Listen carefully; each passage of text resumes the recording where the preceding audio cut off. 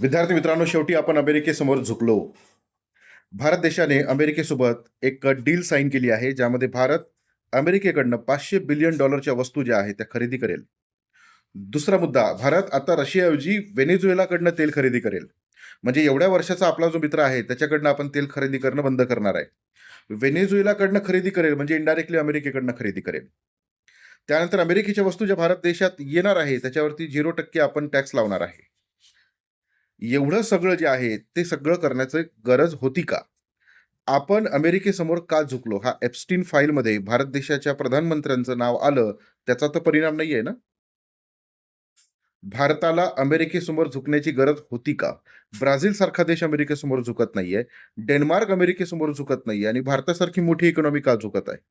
हा अनुत्तरित प्रश्न आहे. सोबत चाबहार बंदराचं काय? भारताने 4,500 कोटी रुपये खर्च करून जे बंदर बांधलं, त्याचा हक्क भारताकडेच राहणार आहे का? की आपण त्याच्यावरही पाणी सोडलेलं आहे? भारताने जी डील साइन केली, ती करायला हवी होती का? तुमचं काय मत आहे? कमेंट बॉक्समध्ये नक्की सांगा.